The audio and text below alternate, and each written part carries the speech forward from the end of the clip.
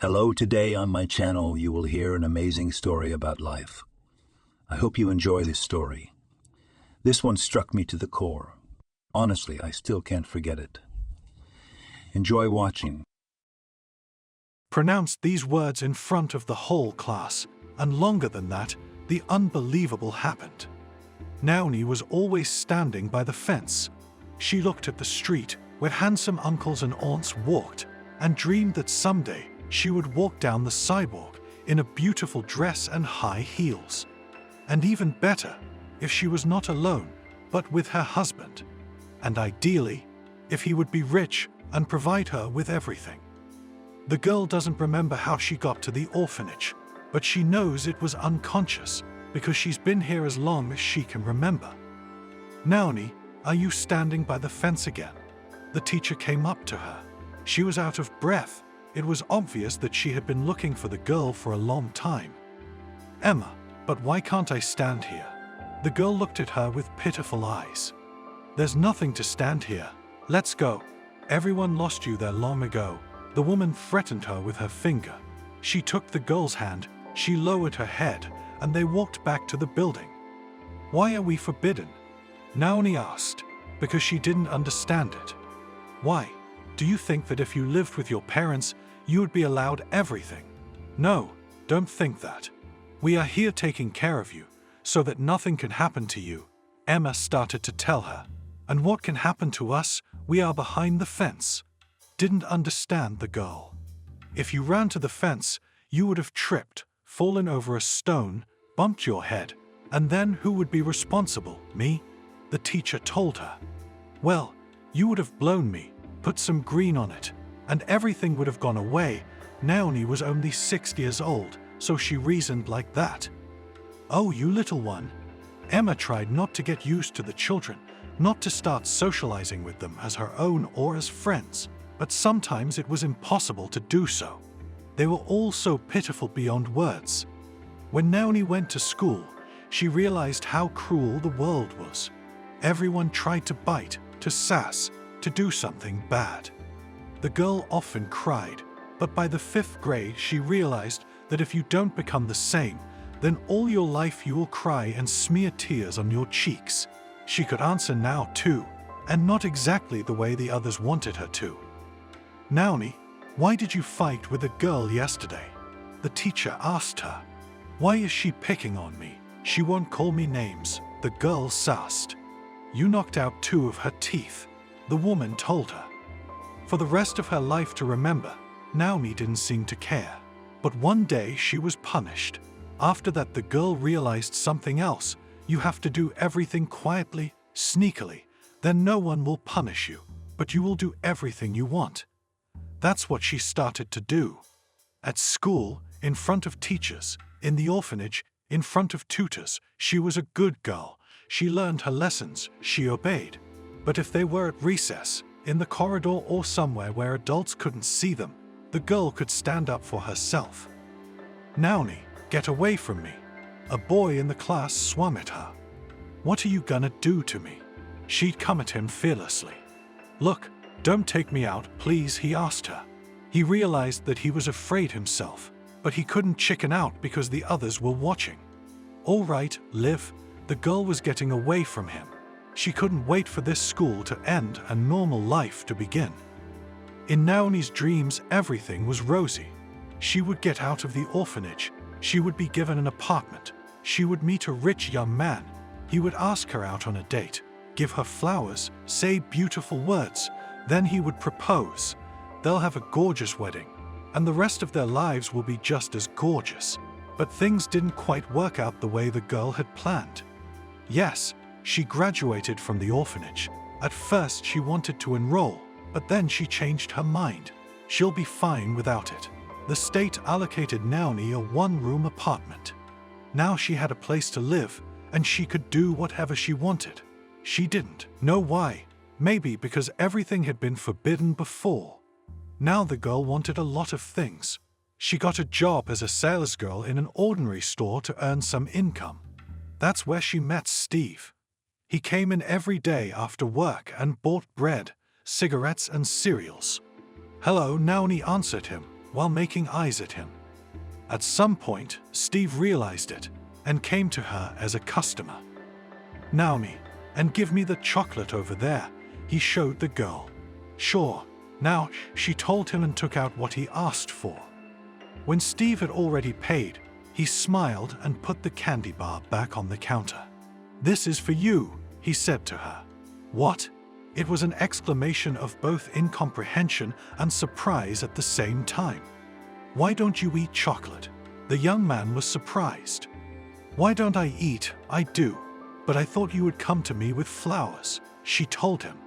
"Ah, so you knew I would come," he laughed. "Well, why, I see how you look at me," Naomi told him. "And how do I look at you?" Steve wondered. As a girl, she got embarrassed. "Do I look at other girls as boys?"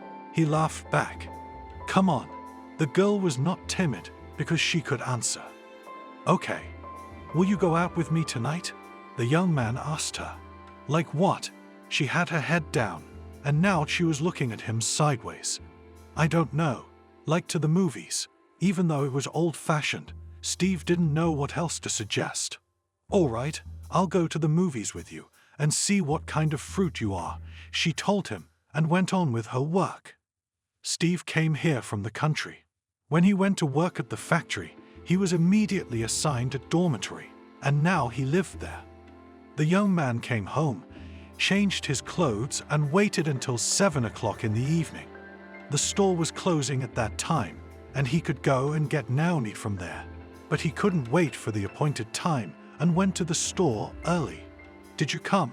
Naomi smiled. "What are you smiling about?" the guy asked her. "What? You couldn't make it to 7?" As if she read his mind. "No. What's the big deal?" He didn't understand. "No, nothing. It's just my pleasure," Naomi said. Together, they closed the store and actually went to the movies. The show was only an hour later, so the young man suggested the girl to sit in the park. "Do you want something?" Steve asked her. "Like what?" She said her favorite word. "Ice cream or a drink?" He didn't know what to offer her.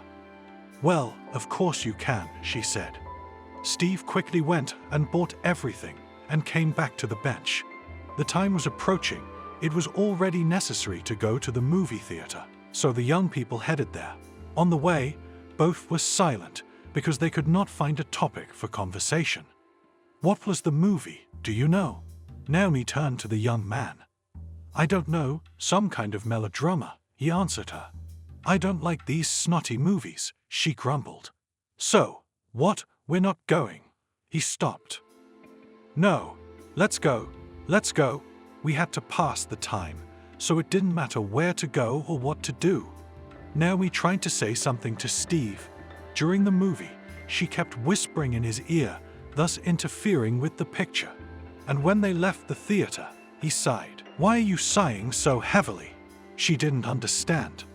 That did not go to this movie," he answered her. Not understood, she stared at him. "And what is not understandable? All the movie was in my way to watch." As if with acclaim, he said to her, "Oh, what a movie. Calm down." She wrinkled her nose and moved forward on the sidewalk. "Wait," Steve caught up with her. "What? I'm in your way." Naomi was really hurt. Today he walked her home. She didn't even say goodbye, walked into the entryway.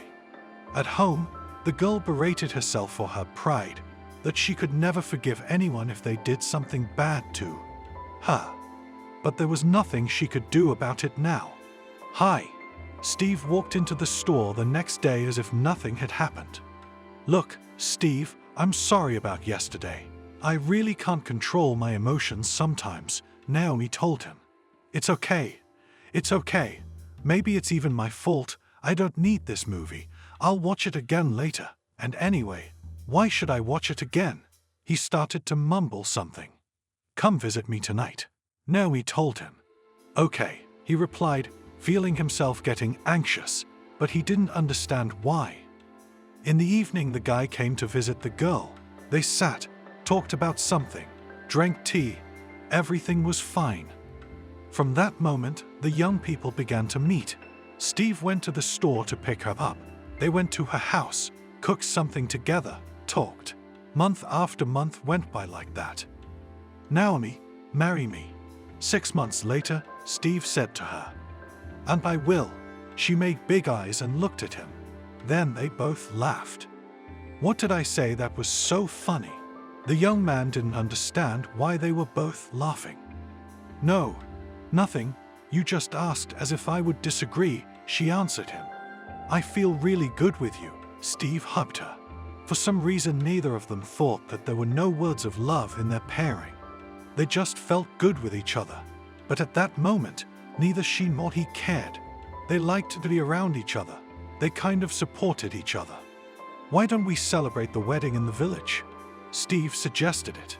"Ugh, I do not want in the village. Who will see me there?" grumbled the girl. "And here who will see you? But there is no need to rent any restaurant, no canteen. We'll set the tables right on the street, invite all the neighbors. You know how much fun it'll be," he told her. "What street?" She was surprised. "Do you mind?" He didn't understand her questions. "It's March. What kind of street is there? Everyone will freeze to death." Naomi laughed. "What are you, dummy? If we apply now, we'll get a date in a month.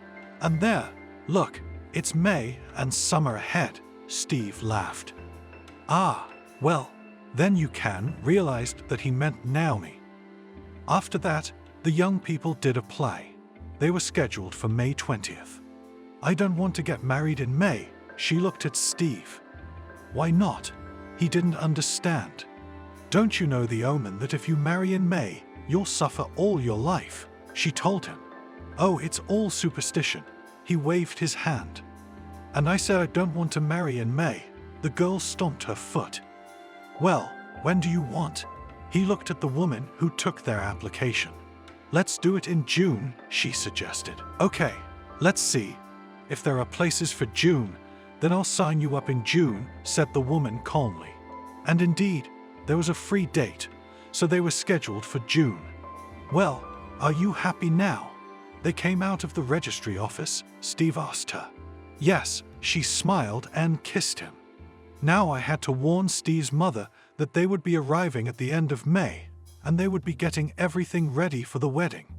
"What if she doesn't like me?" said the bride-to-be. "Come on, you know what my mum's policy is.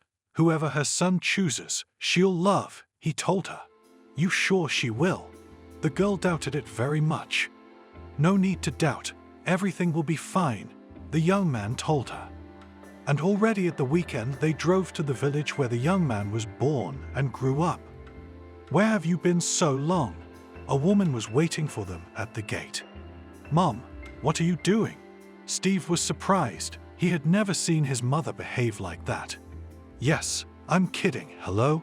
I wanted your bride to not immediately relax," laughed the woman.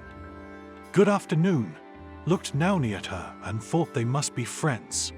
"Come in, I have everything ready," called them into the house by their mother. All was well. They told the woman what they had come up with. She listened, nodding her head, agreeing with almost everything. "Will you stay?"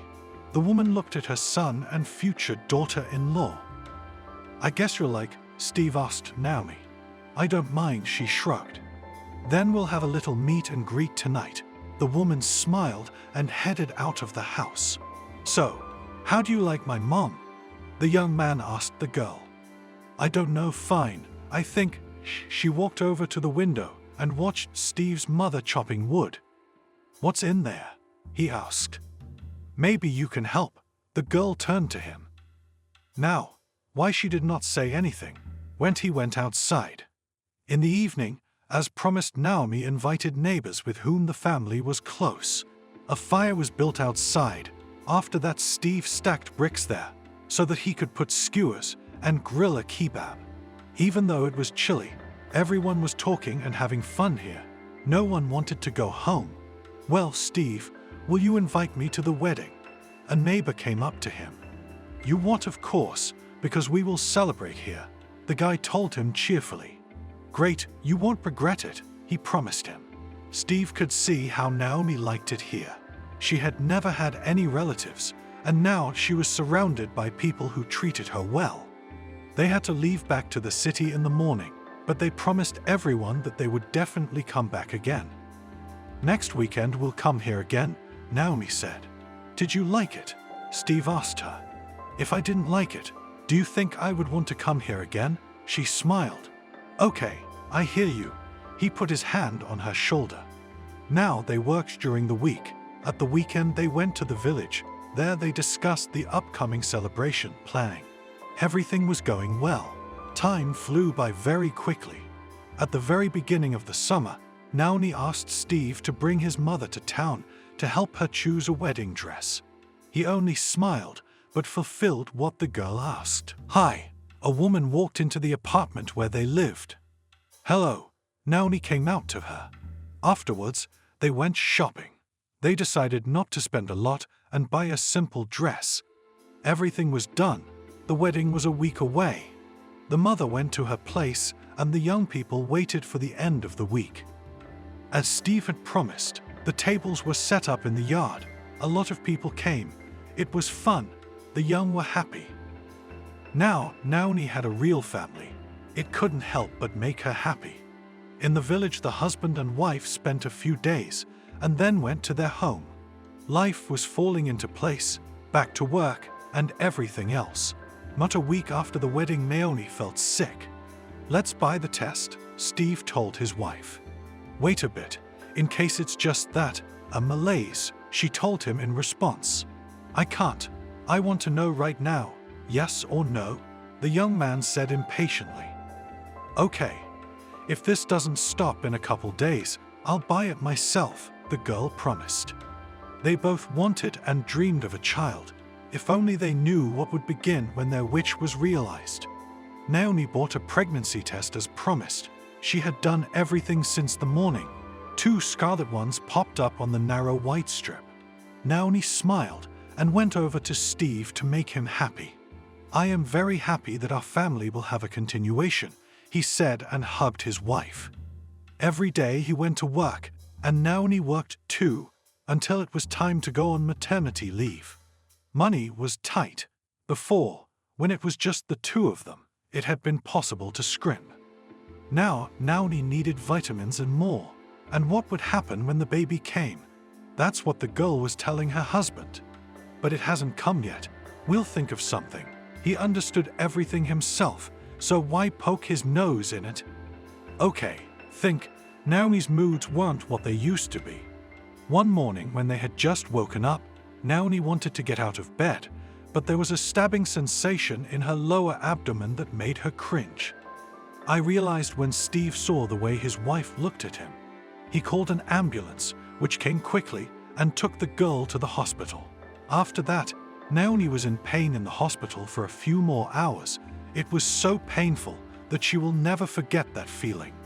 And finally, their baby girl, Kyra, was born. Steve arrived. He looked through the window at the baby and couldn't believe it was his little blood child. He just cried and thanked Naomi. And a few days later, they were discharged. "Sit with her. I'm tired," my wife said, and she went and lay down on the sofa. "And I just got home from work." He looked at her incomprehensibly. "So, what? It's your baby too?" Naomi closed her eyes. "Okay." Steve didn't realize what his wife was doing at home. Dinner wasn't ready. The baby wasn't changed. He kept quiet, did everything. Almost all the time Steve was with Kara. He got up to her at night, rocked her, lulled her to sleep. Naomi was not in the mood all the time. And when the girl switched to artificial feeding, a mother stopped getting up at night. "We should buy formula," Naomi told her husband in the morning as he was getting ready for work. "I know," he said. Steve was struggling to stay on his feet. When his boss saw this, he called him in. "Okay, Steve, you need to take a vacation, at least a short one," he told him. "No, it's fine," he shook his head. "I can see you're wrung out like a rag. You need to rest," the man insisted. "And who will make the money?" looked the young man in the eyes of the boss. "You can't make all the money, and what if something happens to you?" He wouldn't look away. "Okay, Steve realized himself he needed to exhale. He went home and on his way to the store, buying everything his wife had asked him to buy. At home, he admitted that he had taken some time off because rest was necessary. What? And where are we going to get the money? Or do you think it's going to fall out of the sky on us? Naomi began to shout. Don't yell, the husband grumbled. Here's your child. Feed him. Put him to bed. Read him a story. She shoved Kira in his hands as if he'd never done it before. Where are you going? He saw her start to get dressed.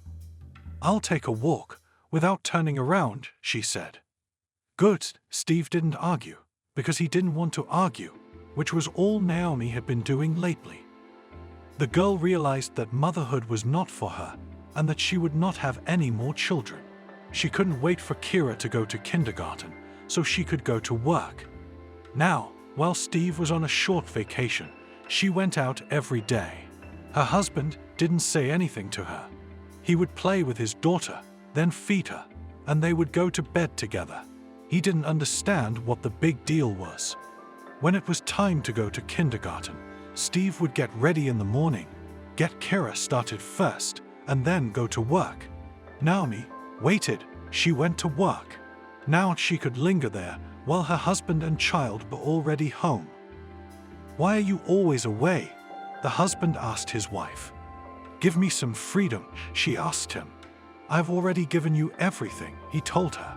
Yeah, thank you, the wife said with a kind of sarcasm and went to the kitchen. Steve was working. He was taking part-time jobs now to make a little more money, but they were all going somewhere. His daughter went to the first grade. Nothing changed in the family. Naomi kept working late. She could be sitting with the girls, celebrating something Steve didn't know. He wasn't really interested in it anymore. Kara, how are you doing at school? Dad asked the girl. Everything was fine. She was doing well, because Steve had been studying with her before. You could tell the girl was even a little uninterested, because she knew a lot of things. Steve knew his daughter was shy of her peers. She had clothes, but not many. Everything was clean, but a little worn. Kara could walk around in the same thing for months at a time. It was the beginning of 4th grade, her last year of elementary school. Naomi was getting a little wild. She might not come home, and if her husband said something to her, she just let it go. A friend asked Steve to work a shift in the north. He agreed, but he needed time to think it over and talk to his wife. He came home, and there was Naomi, not alone, but with another man, both of them in such a state that he just wanted to spit and leave.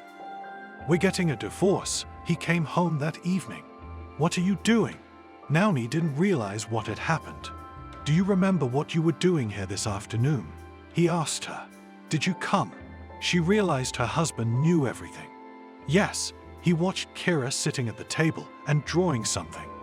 The man realized he was leaving her alone with a mother like that, but there was nothing he could do.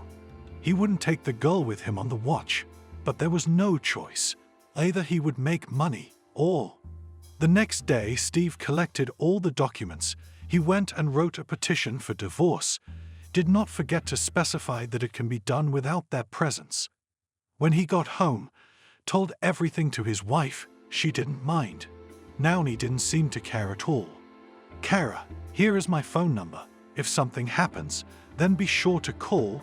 He put a piece of paper with numbers on the table in front of the girl. Daddy, will you pick me up? The girl looked at him. She loved him very much and didn't want him to leave. Everything will be all right. He kissed her on the top of her head. I love you, she hugged him. A few days later, Steve left. He knew he wasn't doing the right thing, but he had no other choice. When he had worked his first shift, he was offered a permanent job and was offered to stay here. Steve thought about it for a long time, but in the end he decided to stay. Mom, I'm hungry. Kara approached Naomi. Go away. The woman waved her away. She was sitting in the kitchen, a bottle in front of her. Nothing was holding her back now that her husband was gone.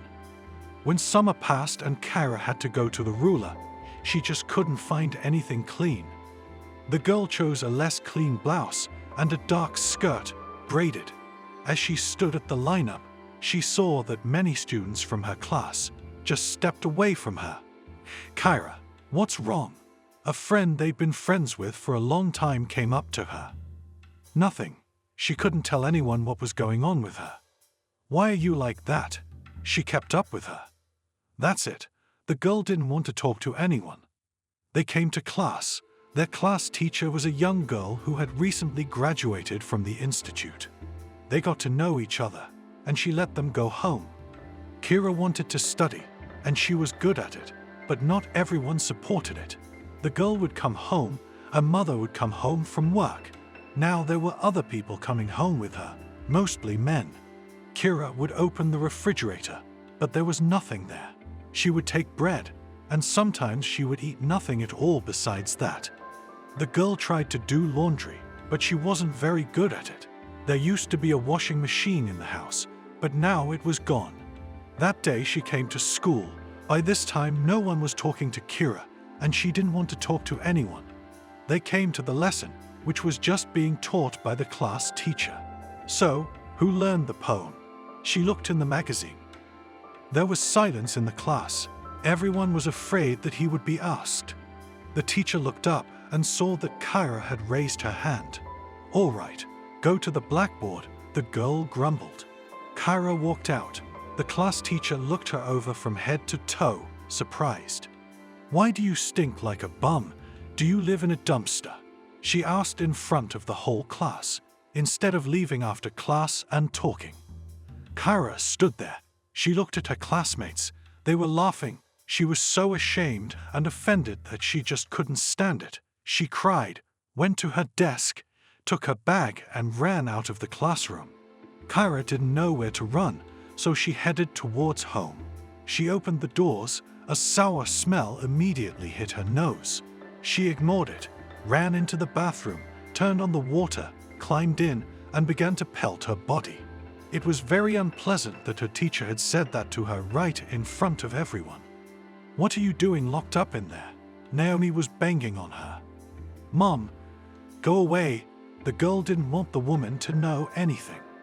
When all was quiet, Kyra came out of the bathroom. She saw her mother's cell phone lying on the nightstand in the hallway. The girl picked it up, dialed her father's number, but as usual, there were no funds on the balance. "Why?" She stared at the phone. At that moment, Kyra got the idea to look for another device in the pocket of one of the guests. She reached into one of the jackets and there was a phone. Now, as she entered the numbers, it buzzed. "Daddy, hi." She heard a familiar voice. "Kyra?" The man was surprised. "Yes, take me away from here," cried and screamed the girl. "Tell me, what happened?" He was interested. "Daddy, come," she begged, realizing that she could be hurt and scolded. "Okay, I'll come in a few days," Steve promised.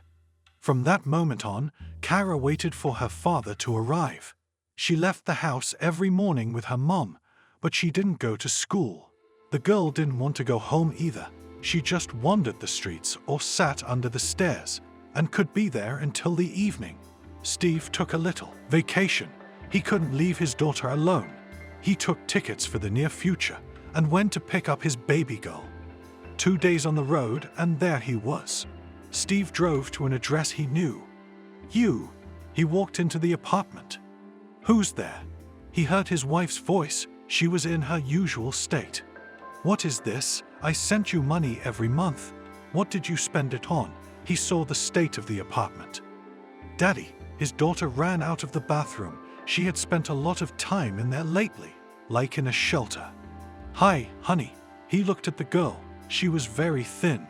"Have you eaten anything?" he asked her. "Daddy, pick me up." She hugged him tightly. Steve could afford it now. He was working. He had rented an apartment, and he had somewhere to bring the baby. The man couldn't understand how this could happen, even though Naomi had been out and about, dating other men, but she wasn't like this. "Naomi, I ask you to kick everyone out. We need to talk." He entered the kitchen. "Fuck you." That's all his wife said to him. "So, Kyra, Get ready, everything for him. Steve wasn't sitting still. He was out at work, doing his best to earn money for all the equipment Kara needed. On one hand, he was excited, but on the other hand, it was scary what would come out of it all. Steve bought a computer, installed all the programs. Even though he didn't understand it himself, he hired specialists who did everything. "Do you think I can do it?" the girl asked him.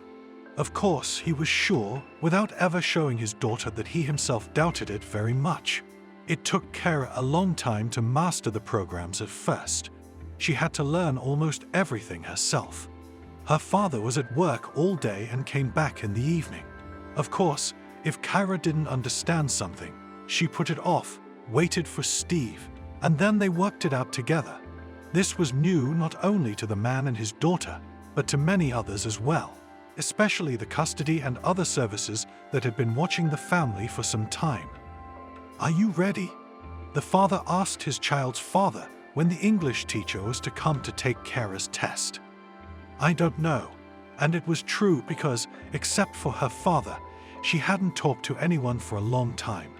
"Okay, everything will be fine, I believe in you." The man always and in everything supported his girl. Even if she failed, he would still be on her side. There was a knock on the door. Steve went to open it. "Hello." A pretty woman stood on the doorstep. "Come in." After the greeting, the man invited her in. Anna entered, looking around. To be honest, she was also surprised that a healthy girl and homeschooled. "Kara is over there." He showed her the direction. "Thank you," she smiled. After that, she and the girl closed the doors to the room so that nothing would disturb them. The exam began. Steve was waiting for them in the kitchen, worried. "You did well." He heard a woman's voice from the corridor, went there. "So, what do you think?" He began to ask questions. "Everything is very good. Kara is very good," praised the girl Anna. Before this, Steve had only communicated with her in correspondence and on the phone. "Let me at least give you some tea." He led her into the kitchen. "Thank you." She smiled. "Well, tell me, what's with the knowledge of English?" He poured boiling water into the cups. "I could be wrong, of course, but if Kara had been at school, she would have had excellent results." Anna looked at Steve. "I can't help it, and I won't let you traumatize the child again," the man said seriously. "Traumatize?"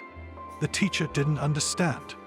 "Yes." Steve looked out of the kitchen, saw that the daughter was not around, and then briefly told the guest what happened. "So you should have gone to a counselor." She made surprised eyes. "You see, I was not around then, and the mother could not, or did not want to." He sighed. "Okay, it's clear to me. Can I come to you sometimes and study with the girl?" She stood up, without taking a sip of tea. "If Kara agrees and it's not too much trouble for you, then I won't prevent it in any way." Steve went into the room to get his daughter. He asked her what Anna had just suggested to him. Let her come. She couldn't say she liked the woman, but the fact that she didn't feel threatened by her was a fact. Yes, she didn't mind. Was the man surprised? From that moment on, Anna became a frequent visitor to the house. She chatted with the girl, and in the evening, she and Steve drank tea and discussed what changes there were in her studies. "She's very clever," Anna said. I know that, when he thought about it, he was ashamed and hurt. Steve felt guilty that this had happened to the girl, but there was no going back now, so he had to be supportive and helpful. "Well, I see that you are a very good father, and you will do everything to make your daughter's future," smiled Anna. "Are you coming tomorrow?" Steve asked her. "Do I have to?" "I wasn't going to." Her cheeks turned a little red. "It would be a pleasure." Steve had long ago realized that he liked her and wouldn't mind starting a courtship. "Just make sure you talk to Kara before you do. If she's against it, then definitely nothing will happen then. He'll wait. His daughter's feelings are more important." "Well, if I have free time, I'll definitely come." She looked at the clock, stood up, and headed for the exit. "I'll talk to my daughter." He spoke in a low voice, so that for now Kyra wouldn't hear. Of course, Anna understood everything. She left. Steve closed the door and went to Kira. "Do you like her?"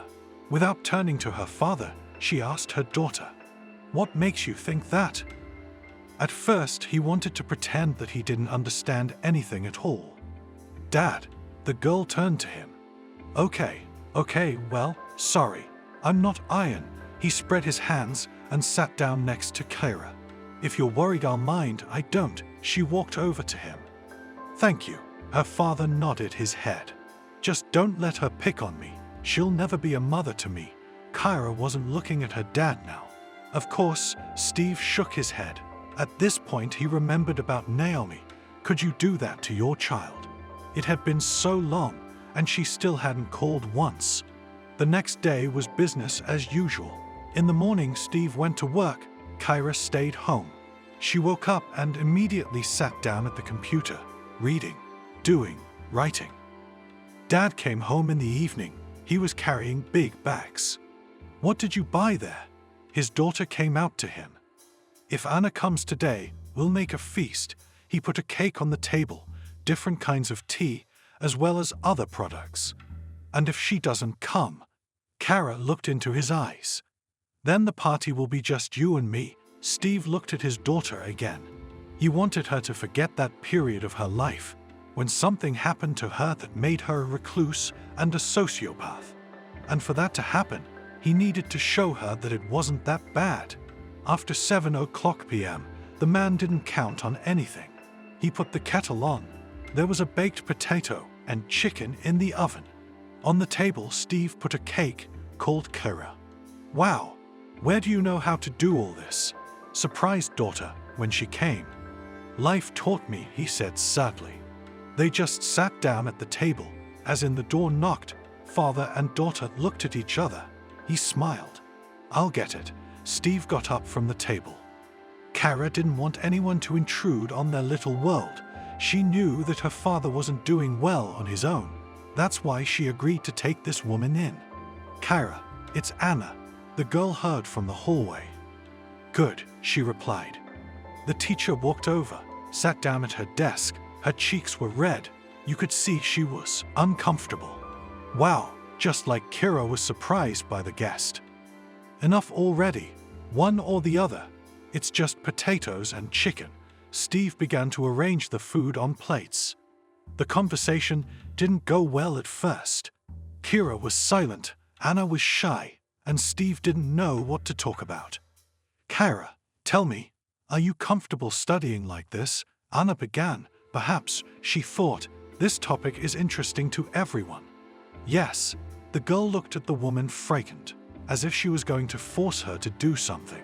"If we meet more often, will you let me help you?" Anna said calmly. "I don't know." Kara shrugged, and it was true. "Okay, we'll talk about it later."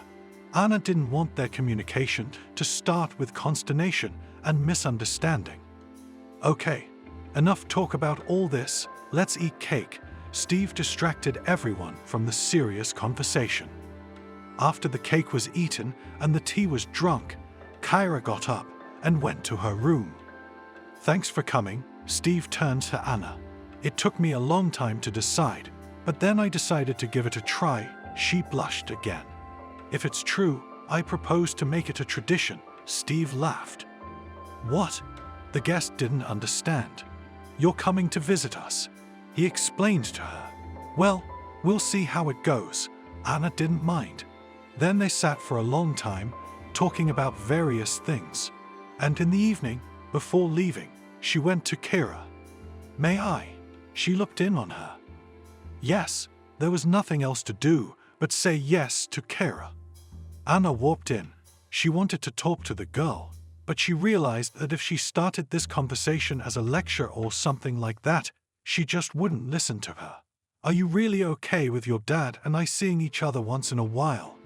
The teacher tried to make it sound as if Kira was the one who decided everything. She thought it might give the girl some confidence.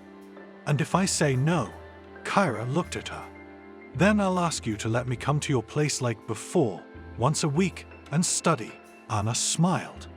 "Okay, I can see that your father likes you. You can socialize, but don't come to me with empty questions and advice, Kyra asked. Then, until tomorrow, smiled Anna. She saw that the girl at her age reasoned and thought not like a child. I'll walk her out. Steve saw Anna putting on her shoes. Okay, she nodded slightly. When a few months had passed, Anna approached Kyra and asked permission to move in with them. Simple. Steve had suggested it to her, and she couldn't help but consult with the girl. I don't mind.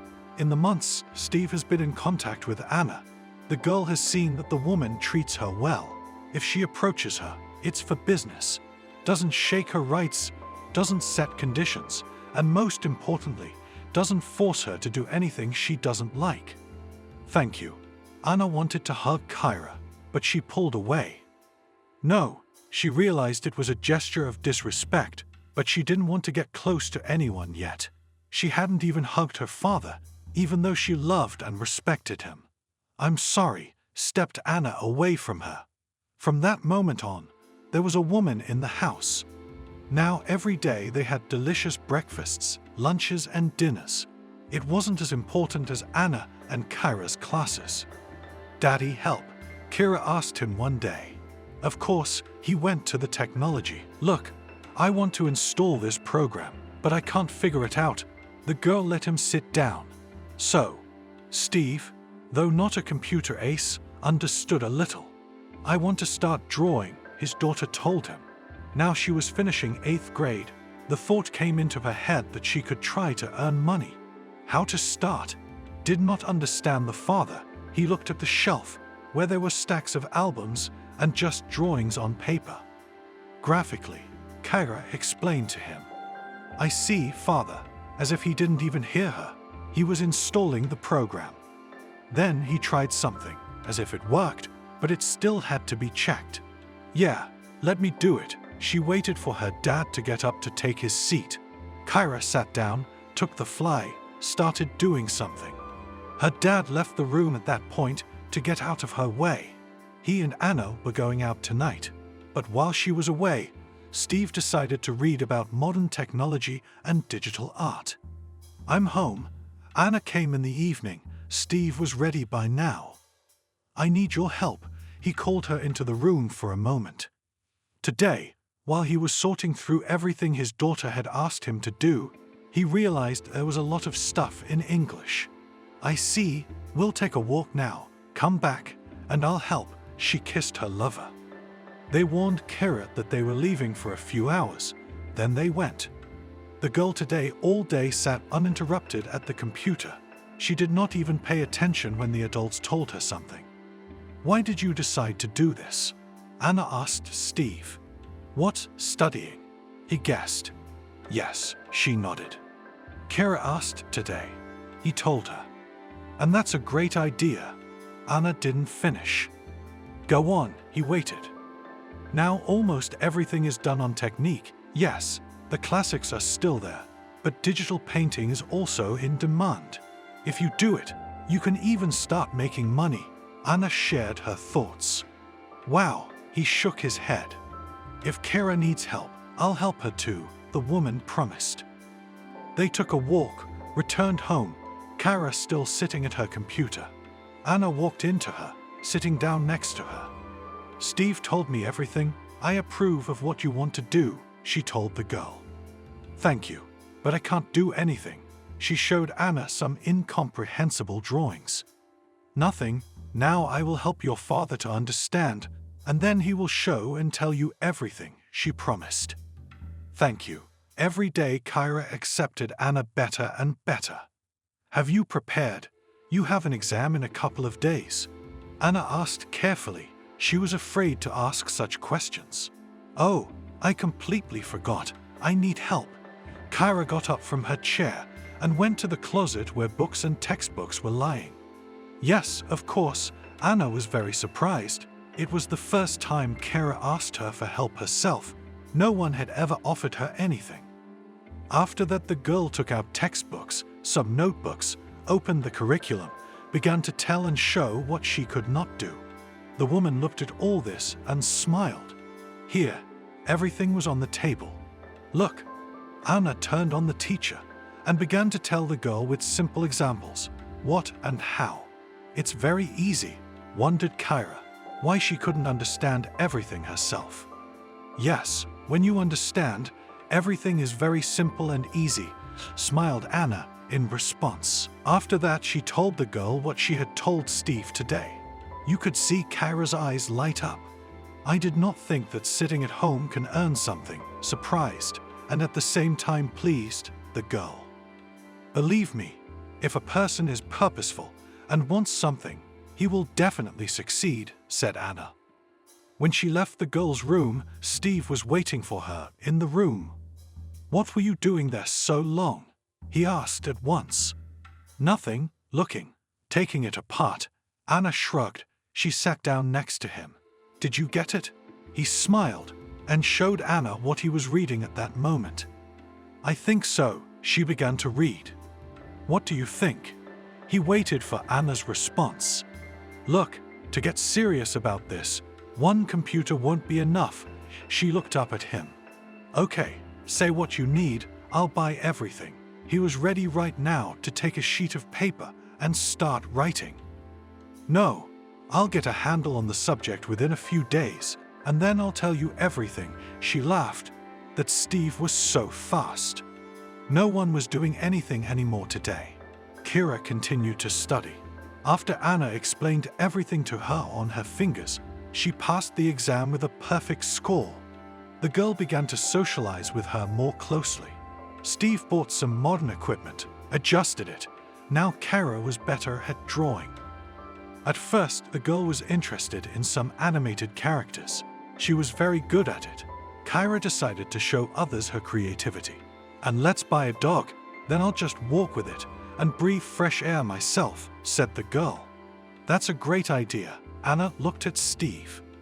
Okay, then we'll go look for a dog right away, Steve agreed. Kyra agreed to that. She looked on the classified site to see who was selling the dog and where, told her dad, and they drove off. When they got home a couple hours later, Kyra had a best friend for the first time in her life. Have you thought of a name? Anna finished packing her bags. Yes, Rocky, nodded the girl. Great, smiled the one who now lived with them and became another close person for the girl. The next day, Steve and Anna left for 10 days. Kira wasn't left alone, and when she realized she had to go outside with the dog, she was scared. She was afraid to go out there without her parents. The girl went down to the first floor. Let Rocky go, he barked loudly. And when he had done all his business, Kyra called him back home. She realized that she herself had offered to buy a dog, but now it was becoming a big problem for her. It was comfortable at home. Kyra continued with her activities. Drawings were being bought well. Many people were just leaving good comments, which couldn't have been more gratifying. Why don't I write something back? The girl asked herself. She opened the comments and began to reply to those who admired her work. The girl got so carried away that she did not notice how she began to write simply, already on a separate sheet.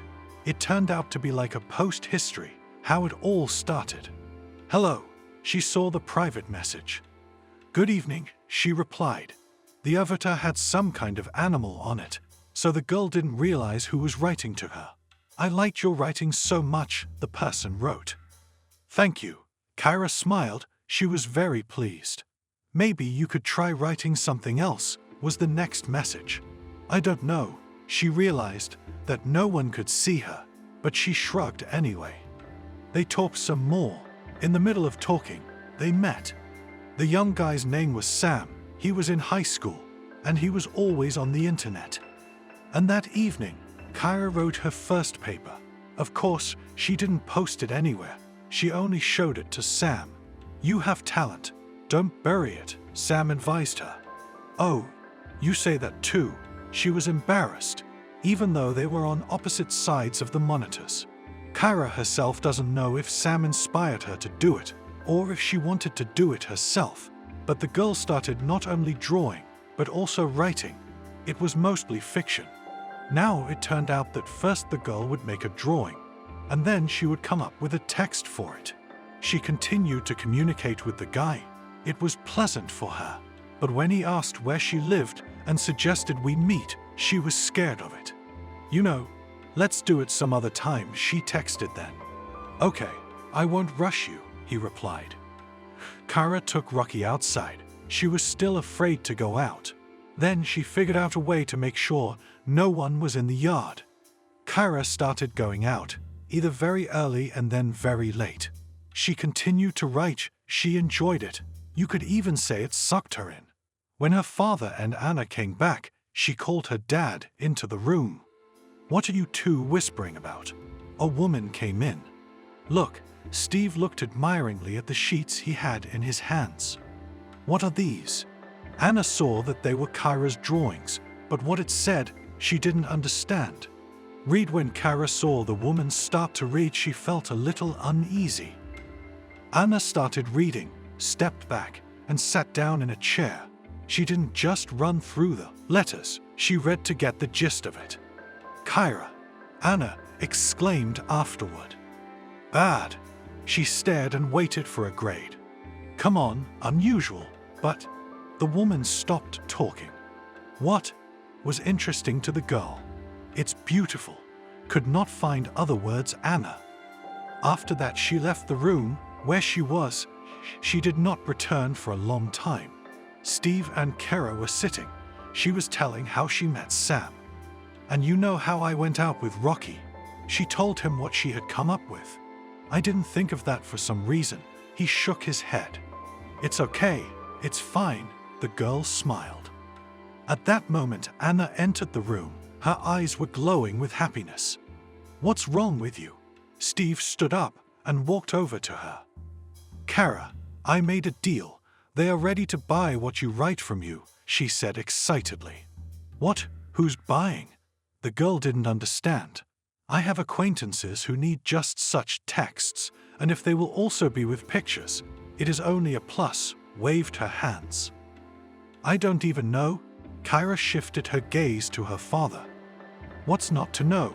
Just like the ones with pictures, Steve told her. Well, Anna waited. Well, we can try, Kara agreed. Do you have something now? Anna asked. Yes. Kira opened the folder. Great, they are ready to take everything. Anna was happy, as if she was selling something of her own. Kira sent all her art to the address they gave her. They promised to pay for it if she liked it. But the girl was in no hurry. It was important to her what the strangers had to say. She was a little afraid, because if they said it was bad, there's no telling what would happen. Are you worried? Her father came into her room. What's there to worry about if I can't have any influence now? She answered him. When her father left the room, Kira decided to text Sam. Hi, she sent, and waited for a while. Sorry, I was in the bathroom, he replied when he came back. Listen, I got everything I've been writing and drawing today. She realized she was bragging, but she couldn't help but share. I congratulate you. He put a congratulatory smiley at the end. Thank you. She sent an emoticon blushing with embarrassment. Of course, the money promised was small, but still, it's already mine. She wrote some more. They chatted for a long time, and then Kira sat down again to make something up. Her father saw that her daughter was very enthusiastic about it. He watched her and was happy. Another school year had come. It was the last one, because the girl firmly decided that she no longer wanted to get knowledge. Anna helped her with everything. She and Steve applied to the registry office. Kara was happy for them. The only thing she asked was that they either just get married, then she would go with them, or celebrate somewhere without her. Okay, daughter, we're used to it, Steve laughed. I love you. The girl was smiling a lot lately. It couldn't help but please her parents. When it was necessary to prepare for exams, Anna was always there. She helped in everything, prompted. If the first time her work was bought for very little money, then now she received a decent amount. Now she had more than one customer. Everyone liked the girl's work. Kara, you're doing so well. Maybe you'll write a book. Her father came to her one day. "No way. I still have little experience and knowledge," she waved him away. "Why, when I'm going to read, I read," he told her. "Well, you don't compare yourself to everyone else," his daughter told him. In the evening, she texted Sam about it. She found it funny that she was already signed up to be a writer. School was behind her. She had passed all the exams. She had to go for her certificate. Anna accompanied her.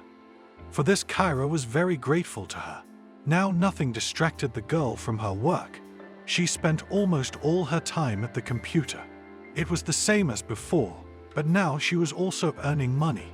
"Kyra, hi," Sam texted her one day. "Hello," she liked talking to him. "How are you?" he asked and waited for her to answer him. "I'm fine, why do you ask?" She was curious. "I don't know, I want to meet you so much, I can't even tell you how," Sam wrote. "I don't know, but I can't say yes yet," she denied him again. "Too bad, there's a sad smiley face at the end. I'm sorry, but it's like this." She couldn't open up to him because she was afraid he'd think she was crazy. "Did something happen to you?" It's like he heard her thoughts. "I can't tell you yet." She didn't write anything else. "Would you like me to tell you about me?" the young man asked. Yes, she never asked him because she thought that if he wanted to, he would tell her himself. "I was born in a normal family. There was a mom and dad." He began to write, and it turned out that he wrote his story for almost 2 pages. When little Sam went to school, he was very excited about it. Mom and dad next to him, and a first grader with a huge bouquet of flowers. Then he started studying, and he was good at it. "Hey, Malak," the girls teased him because he was very small. "You're so small," he almost cried. After that, he'd go home. It was very hurtful, but he couldn't complain to anyone because they would just make fun of him. All through elementary school, the kid never grew up. He stood at the end of the row in gym class, always the last one. When he had to do something, he couldn't because he wasn't strong enough or couldn't reach. "Sam, get the apple." The girls laughed at him at the 5th grade line. He'd come home. "Mummy, tell me why I'm so small," he'd asked the woman. "Well, what can I do? It happens." She told him not to pay attention to these taunts. And when he was alone after that, he cried. And when he was in the 7th grade, he fell in love. He saw a girl, and he liked her right away. Sam couldn't think of anything else but her. He started writing poems, started a small notebook where he drew hearts, addressed to her and wrote. "What have you got there?" the girls would ask him, wanting to tease him. Nothing. He hid everything from them. But one day, when he was in the cafeteria, they took out of his backpack that very notebook and began to recite poems aloud. The whole class laughed, holding their bellies. "Why are you doing that?" Then the girl who was the subject of all that poetry asked. When Sam returned to class, everyone told him he was a poet from God. He realized someone had been going through his backpack. When he got home, he went up to his mom.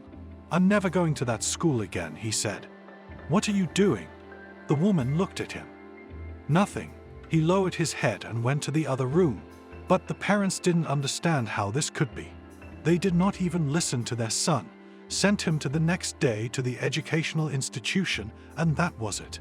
And on the weekend, the same girl came to see him. "Hi, don't pay attention to them. Let's go to the disco together today," she said to the guy. He was going all day, and in the evening, when he was waiting for her near the building of the House of Culture, he thought that he had not bought flowers for nothing. He could have asked his mom for money, she would have given it to him. Christina came then. She was 2 heads taller than the guy. She came over, smiled. "Hi," he said quietly. "Did you really think she'd go with you?" At that moment, the girls, Christina's friends, started coming out of the bushes. "What?" He looked at her. "Ha ha ha," she laughed. "How could you think I would look at you?" He then cried right there in front of everyone. Since then, I couldn't wait for the whole learning process to be over, so I could get out of there and never come back and see them all again. He finished and wrote to Kira about it. Wow! Kira realized that her friend had opened up to her, even though it was not such a fun story and even shameful in some places, especially for Sam. I've been at home ever since. I've been studying remotely, and now I'm helping people, he said. Kira smiled. She realized that their stories were very similar, and how could she have met him on the internet? Okay, I'll tell you. She answered him and started to tell her story. You see, what a good father you have. Supported you at this moment, said the guy, when he read all that Kira wrote. Yes, and I am very grateful to him for it. She put a crying emoticon at the end. Don't be sad. Write your phone number and I'll call you, Sam asked her. Kira sat staring at the monitor for a long time.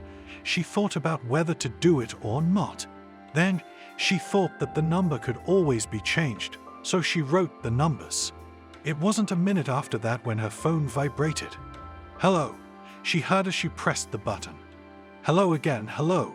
She heard how gentle his voice was. How are you doing? He didn't know what to talk about. He just wanted to hear from her. Better and better, she laughed, because they had already asked each other all this at the beginning of the correspondence. Got it. That's it. I have your number.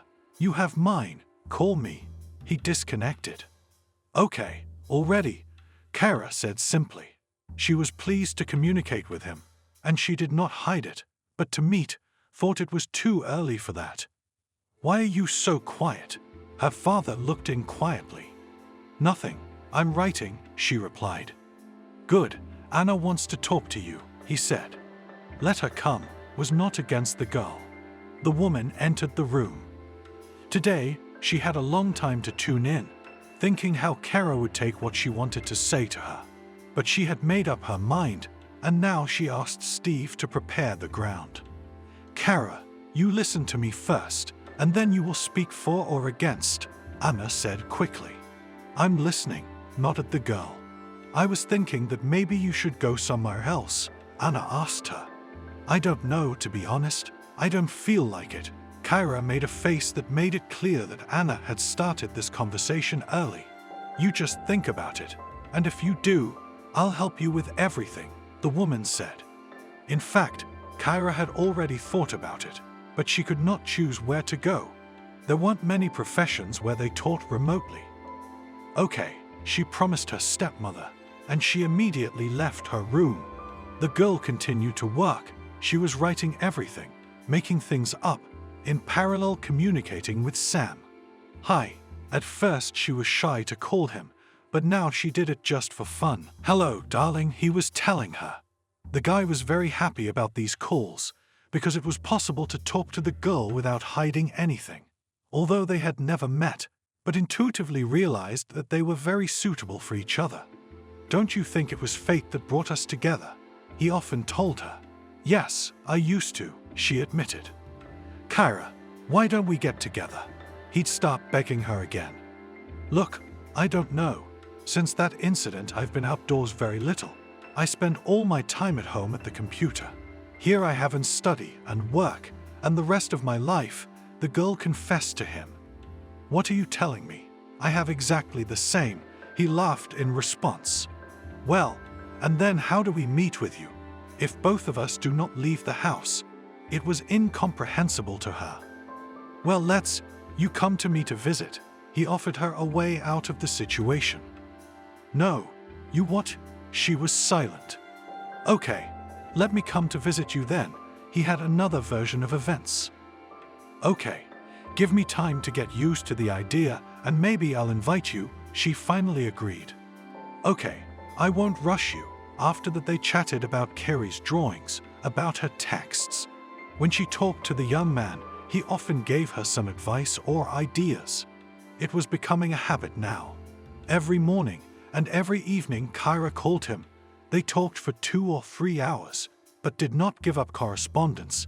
There was also almost everything about work. Anna, can I talk to you? Kira called the woman. Sure, why do you ask? Come and talk. She didn't understand why she had to ask permission. Listen, some time ago I met a young man on social networks. Kara began to tell her. Wow, Anna was surprised.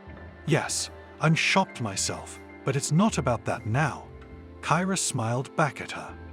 Well, come on, tell me, I'm listening to you. Anna did not even suppose what the girl could tell her now. All this time we corresponded, and recently I gave him my phone number, and now we also call each other back, the girl confessed to her. It's great, Kyra. You need to communicate with people and not be afraid of them. Not everyone is like your teacher, said this Anna, and immediately remembered the story of Kyra. Well, how could a teacher with education, to say such a child in front of the whole class? But now she didn't want to think or talk about it. She wanted to hear what her stepdaughter had to say. He's asked me to meet him many times, and I've turned him down every time, Kyra admitted to her. Well, that's not surprising. If you told me now that he offered to meet you and you agreed to it, then I would be surprised, Anna smiled. Yes, I've already thought about it. So what do you want me to do? I didn't know what to do. So, and what are his conditions? I wanted to know about it first of all, woman. Since he also practically does not leave the house, he calls me to his place, but to him I definitely will not go. At this point, Kyra stopped talking. At first, she didn't want to go, because she had to go out, to move around. But now she thought that she would have to be there, maybe with his mom, and if she didn't like her, and if she said something. Kyra, why are you hanging around? Anna asked her. No, just thinking different things, she answered her. I see, so what's next? Her stepmother looked at her. I do not know. He suggests that I come to him, and I suggest that he came to me. But in front of you is something uncomfortable.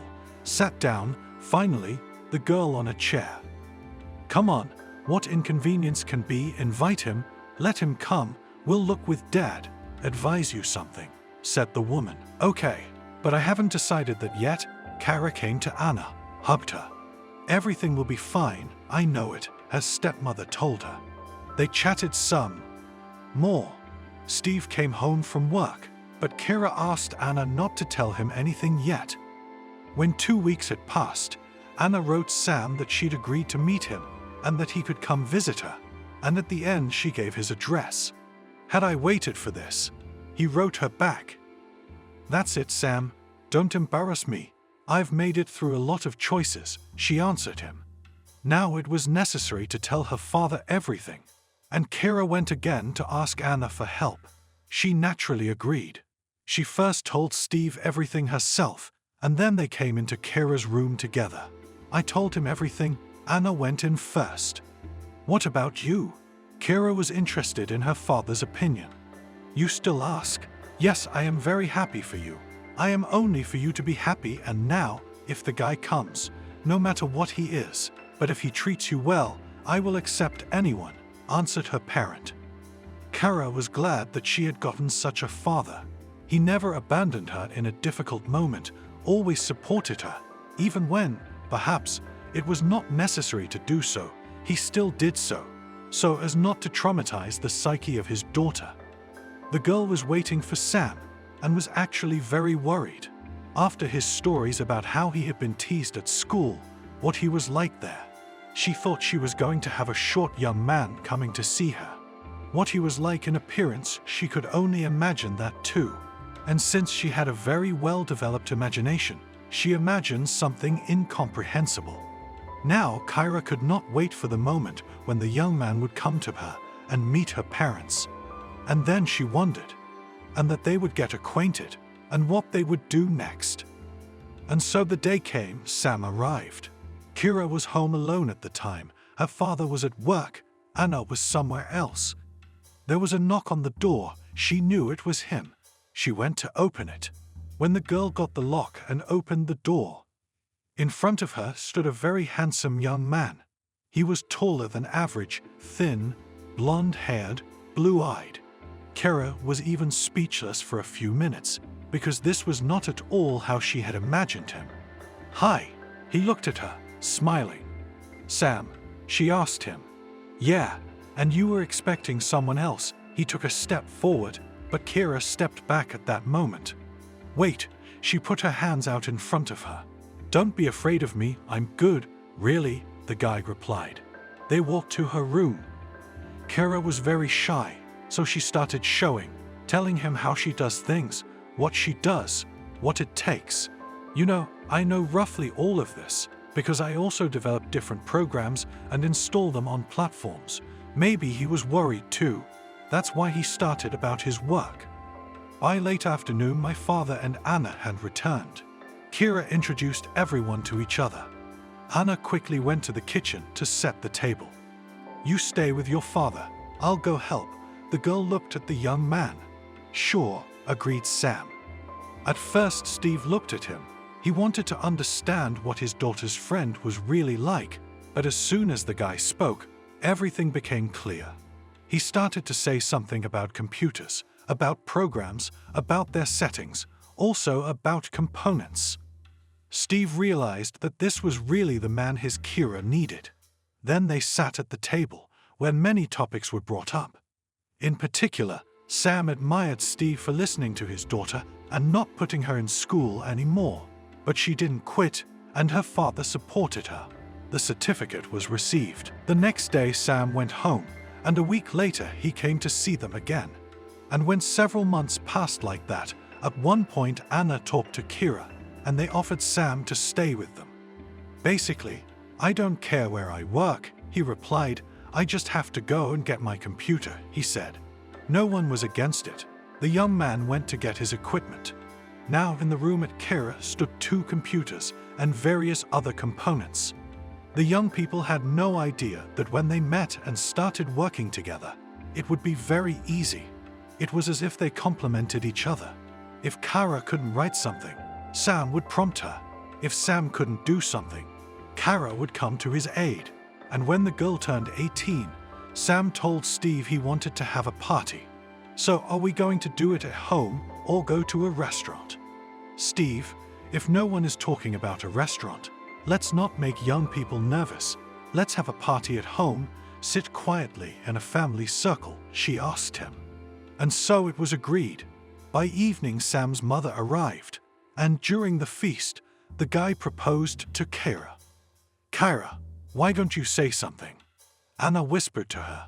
I don't even know. The girl had tears in her eyes. What is there not to know? Look how well you're doing.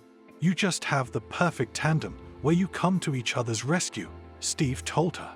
Yes, it's true what they say, that happiness will find you even on the stove, said the mother of the future groom. So what's it gonna be? Sam was waiting for an answer. Okay, I agree. The girl blushed from head to toe. Now Steve was ready to die, but to make for his daughter such a wedding, which she would never forget. Does it have to be crowded? She'd seen the guest list Anna was putting together.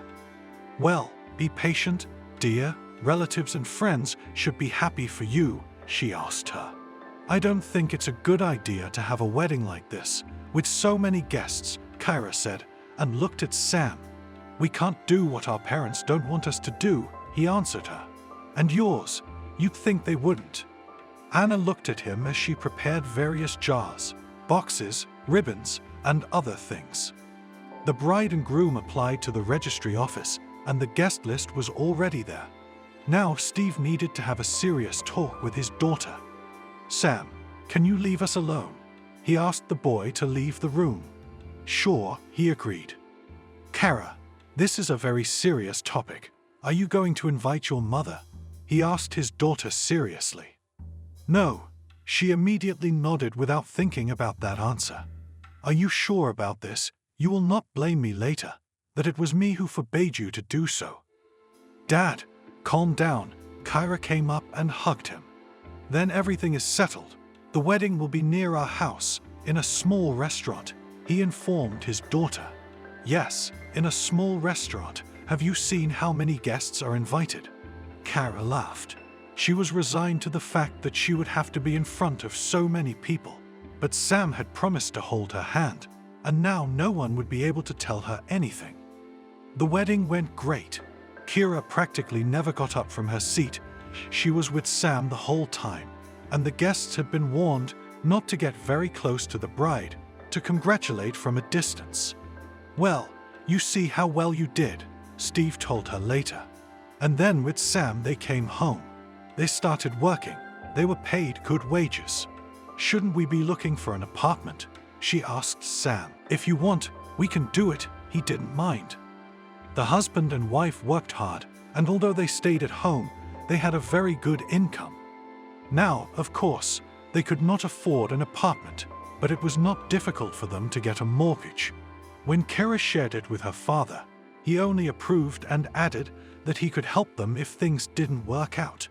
"I think we'll make it work," his daughter told him then. "I know that." The father smiled, alluding to what they had all endured, what the girl had gone through, and what she was doing now. The account had enough saved up, and now the young people were deciding what to do first, whether to go on vacation or to buy something. By the way, her husband had talked her into a vacation too. They could afford a lot of things, but they didn't need a lot of things. Also, Kyra was very afraid of getting pregnant. She thought the children were not for her, and every time she and Sam had anything, she used protection. Now that they lived in their own apartment, they had a car, they could go anywhere at any time. Worked from home, had a lot of free time too. "I never thought I'd work from home," Kira often told Sam. "Yes, all people are stereotypical. They think they have to sit somewhere in an office or be in a factory. And when someone asks you where you work, you have to answer. And if you say that at home, many people may not understand you." He supported his beloved in everything. Once Steve called his daughter and said that she needed to come to him urgently, or he would do it himself. There was time, so Kira agreed to do it. "Sam, Dad's calling to come over, so if I'm not home tonight, you can go over there right away," she called him. "Okay, I hear you, never forbid anything," and he didn't ask her. Kira went. She didn't even think about what her parent might say to her now. She walked into the apartment. Anna was bustling around in the kitchen. She poured tea into mugs, put some treats on the table. The woman was always ready to receive guests. "Hi." Kira entered the kitchen. Rocky was fidgeting under her feet because he missed his mistress very much. "Oh, Kyra, how glad I am that you came." She hugged her. They all sat down together at the table, drank tea, talked, shared their impressions and emotions. "So, what did you want to ask me or say?" Kyra looked at her father. "I do not know how you will take this information, and in general, what you will do, but I have to tell you this." He sighed deeply, lowered his head. "Well, talk. I'm listening." Did not understand the girl. What could have happened that her father cannot tell her about it? "Naomi, your mother, she's dead," he said, placing emphasis on each word. "Well, with her lifestyle, I shouldn't even be surprised," Kyra snorted, and continued eating as if nothing had happened. "You're not going to the funeral?" My father asked another question. "Do I have to?" She looked up at him. "I sent some money for the arrangements, and I think it would be worth it if you went." "Forgive her. It will make you feel better," Anna advised her. "Okay, I'll talk to Sam, and maybe we can go there together," Kyra promised. Then she turned the conversation around, telling her what she was working on now, what she was working on. Her parents were very proud of her. "Why didn't you come to see your father?" Kira asked Sam when she got home. "I don't know. I just didn't feel like it. It's family time. It's all good, isn't it?" He came over to her and gave her a hug. "Everything, but not everything." Kira smiled at him. "Tell me about it." The young man became curious. Kyra told him the whole conversation with her father. "Do you think we should go or not?" she asked him. "I think it is necessary to go. After all, she gave birth to you." And Anna said, "Right, you need to ask her for forgiveness and forgive her. Then it will really be easier on the soul." Her husband held her by the waist, not letting her go after she entered the apartment. "Well then, get ready, we'll leave tomorrow morning," she told him. When they arrived the next day in the town where Kyra had been born and lived for several years, they went straight to the place where Naomi was to be taken from. I haven't been here in so many years, but I don't think anything has changed. They drove through the town, Kyra looking out the window.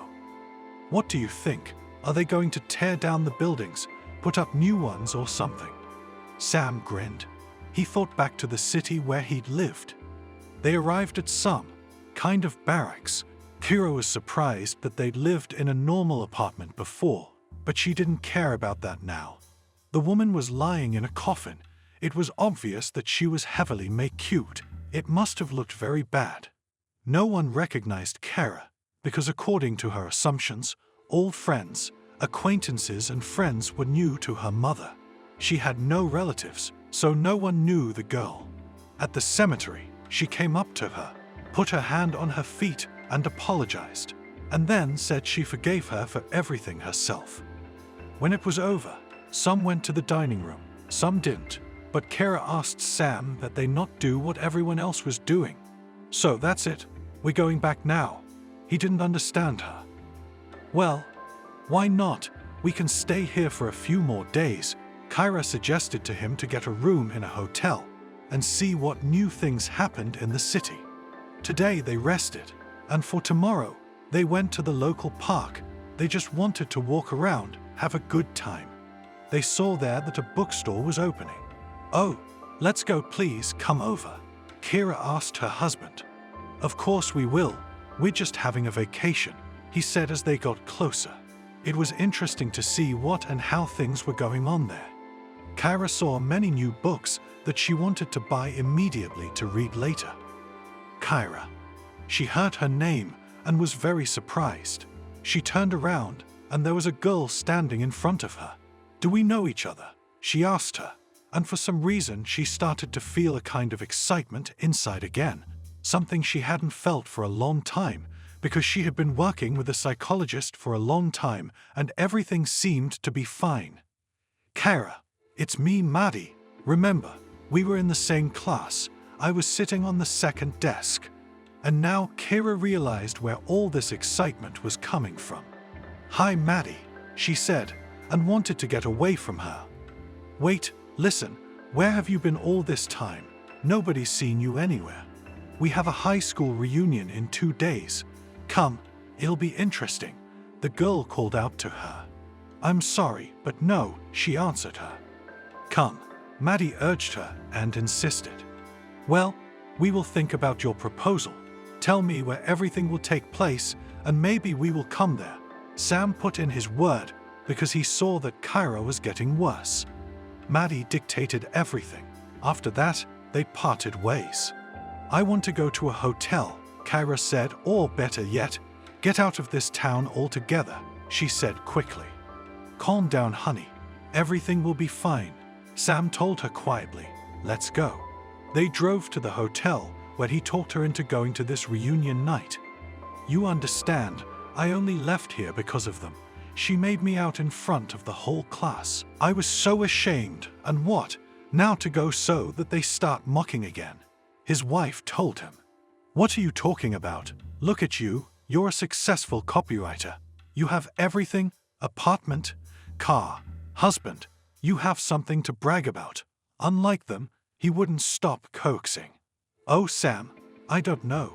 The girl shook her head from side to side. And I'm telling you, come on, don't be afraid of anything. I'll always be there for you, he called her. And at some point, Kyra gave up. She trusted her favorite man. On the appointed day, the first thing they did was to go to the store, buy a dress for her, and then, when the girl was ready, they called a cab and headed to the very restaurant where her classmates were meeting. We're a whole hour late, Kyra was saying in the car. It's okay. If that's how they wanted to see you, you'll make a sensation now, he answered her. And indeed, when they entered the restaurant, everyone immediately looked around. Some recognized Kyra and some didn't. But Maddie, when she saw her, immediately stood up and told everyone who she was. The teacher who sat at the head of the table immediately got to her feet. It was the same young girl who had once insulted Kyra. Hello, everyone, Sam spoke up. Everyone started greeting them, asking what was going on. Kara was mostly silent. Sam was the only one talking. Wow, what a life you've had. Some were jealous, some were surprised, others didn't understand. At that moment, the same woman who had been the class teacher for many years came up to Sam and Kyra. "Kyra, can I talk to you?" she asked. "Sure," replied the girl. "I want one-on-one. Let's go outside," she asked her. "What do you mean, let's go outside?" Sam said. "What's the big deal?" The woman looked at him. "No, there's nothing wrong with it. It's just that you insulted my wife in front of everyone, so please apologize in front of everyone." He realized what she wanted to talk to her about. "Yes, Kyra, your husband is right. I want to apologize to you. I was young, stupid. I didn't understand what I was saying." The teacher tilted her head. "No, thank you.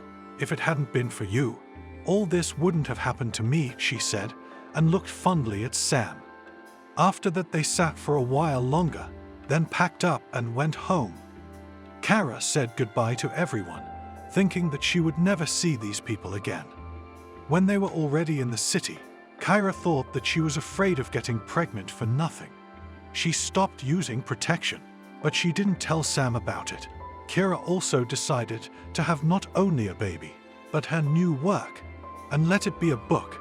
She was afraid to even think about it, but now she really wanted it, and on top of that she was inspired. "Did you make up your mind?" Her husband came up to her as she sat at the table and worked. "What?" She looked up at him. "To the book," he smiled. "What made you think it would be a book?" Kara was surprised. She hadn't said anything to anyone. "My love, who do you want to fool?" He leaned over and kissed her. The question was still hanging in the air. When you start to write a simple text, you do not make a plan and content. You draw first, and then start writing. And now it's not like that at all. He told her what he noticed. "Yes, you're right, I finally decided, but I don't know what will come out of it." She lowered her gaze, because she began to feel shy about her ideas. "Believe in yourself, and everything will work out," her husband advised her. "Thank you for your support," she said. "That's it, I'm off. I'm not interrupting." He left the room where his wife was working. "Thank you," she whispered after him. If before always Kyra wrote fiction, it was some unusual people, aliens or monsters, all that accompanied. "What?" Sam came running. "Let's go." She points with her hand to the bag, which stands packed in the hallway. All right, let's go." The husband gets excited. He left his wife at the hospital and drove home. He had to get there. At home, he printed out what his wife had written.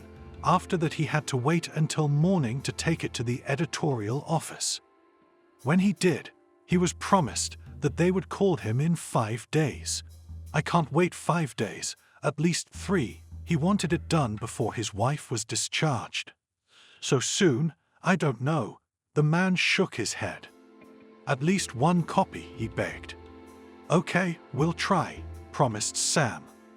The young husband ran off to do the next chores, stretching, cribbing, balloons, and all the rest. Steve joined his son-in-law. Anna at this moment was doing a general cleaning in the apartment of future parents. "Beloved, you have a son," Kyra called and said in a very quiet voice. "Beloved, I congratulate you," cried the newly minted father. "Say hi to Daddy," knew they were together now. After that, Sam called his mother, told her that she had become a grandmother.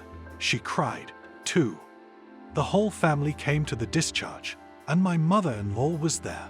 Flowers, kisses, balloons, congratulations, it was all there.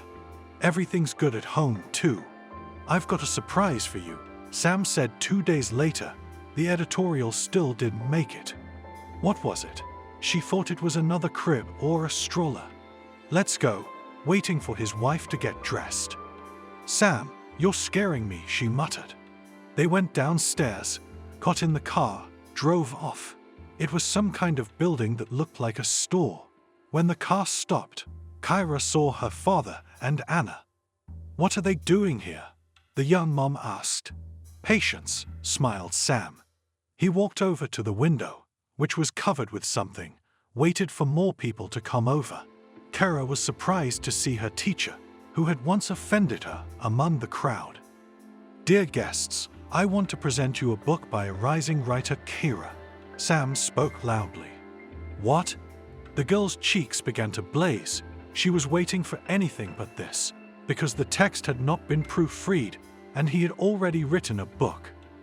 At that moment, Sam pulled down the cloth that covered what was now behind the glass, which were books. He walked over to his wife and kissed her, congratulating her. "Kara, come out to the people. Say a few words to them." He took his woman by the hand and led her out to the center. "Thank you all for coming today." She was very shy, but at some point her eyes met with the woman to whom she owed it all.